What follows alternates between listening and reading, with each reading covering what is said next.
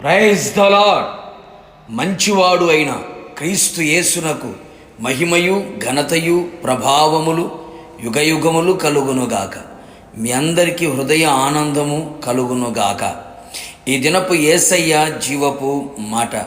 తిమోతికి రాసిన మొదటి పత్రిక 1వ అధ్యాయం 13వ వాక్య భాగం. క్రీస్తు యేసునకు కృతజ్ఞుడనై ఉన్నాను. యేసయ్య వలన ప్రతి విషయములో మేలులు ఉపకారములను అనుభవిస్తూ సంతృప్తి కలిగి ఈ ఆత్మీయ ప్రయాణములో పరలోక పురమునకు సిద్ధపడుచున్న నా దేవుని ప్రియులారా, మన యేసయ్యకు ప్రభు రాకడ వరకు, మన పోకడ జరుగు వరకు ఆయనకు కృతజ్ఞులమై ఉండవలెను. అనేక మంది క్రైస్తవులు, ఆత్మీయులు కృతజ్ఞత లేని వారే బ్రతుకుచున్నారు. ప్రతి విషయములో క్రీస్తు యేసునకు కృతజ్ఞులమై బ్రతుకుచుండవలెను. పూర్వము దూషకుడను, హింసకుడను, హానికరుడను అయిన నన్ను తన పరిచర్యకు నియమించి నమ్మకమైన వానిగా ఎంచినందుకు నన్ను బలపరిచిన మన ప్రభువైన క్రీస్తు యేసునకు కృతజ్ఞుడనై ఉన్నాను. ఎంత చక్కని కృతజ్ఞత భావం! మనము ఇట్టి కృతజ్ఞత కలిగిన వారమై ఉండవలెను. కృతజ్ఞత కలిగి ఉండుటలో మెలకువ కలిగి ఉండాలి. కృతజ్ఞతాస్తుతులు చెల్లించుటలో మనము విస్తరించే వారమై ఉండాలి. కృతజ్ఞతాస్తుతులు చెల్లించుట దేవుని చిత్తము. దేవుని చిత్తము చేయువాడు నిరంతరము నిలుచును, ఆయన రాజ్యములో ప్రవేశించును కదా. కనుక మనము కృతజ్ఞత కలిగి ఉండవలెను. పాపము నుండి విమోచించబడి నీతికి దాసులమైతిమి. ఇందుకు దేవునికి కృతజ్ఞతాస్తుతులు. మనము మొర్రపెట్టినప్పుడల్లా మన యేసయ్య మనకు సమీపముగా ఉన్నాడు.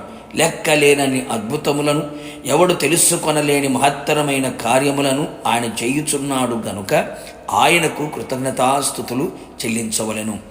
ఆయన దయాళుడు, ఆయనకు కృతజ్ఞత కలిగి ఉండవలెను.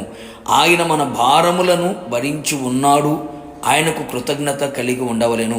మన ప్రాణమును పాతాళముల నుండి ఆయన విమోచించి ఉన్నాడు కనుక ఆయనకు కృతజ్ఞులమై ఉండెదము.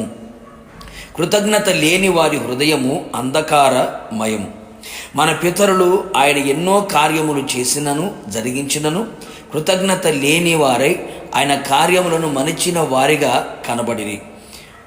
అది వారికి నష్టమును, భయమును, బాధను, దుఃఖమును కలిగించెను. సాతాను చేతిలో చిక్కుబడిన వారిగా మారిపోయెను.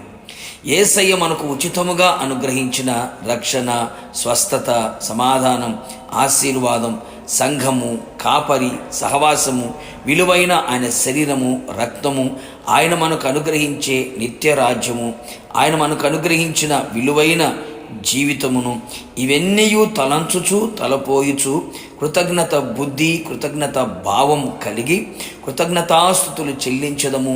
ఆయనకు కృతజ్ఞులమై రుణపడి బ్రతికెదము. ఈ అపాయకరమైన దుర్దినములలో అనేకులు కృతజ్ఞత లేని వారిగా ఉన్నారు. అట్టి వారిగా మనము ఉండరాదు.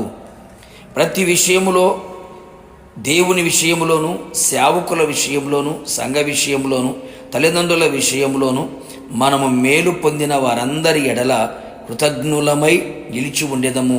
మరి ముఖ్యముగా క్రీస్తు యేసునకు కృతజ్ఞులమై నిలిచి ఆయన మహిమగల రాకడకు కృతజ్ఞతాస్తుతులతో ఆయన రాకడలు ఎత్తబడి యుగయుగములు ప్రభుతో కూడా నిలిచెదము.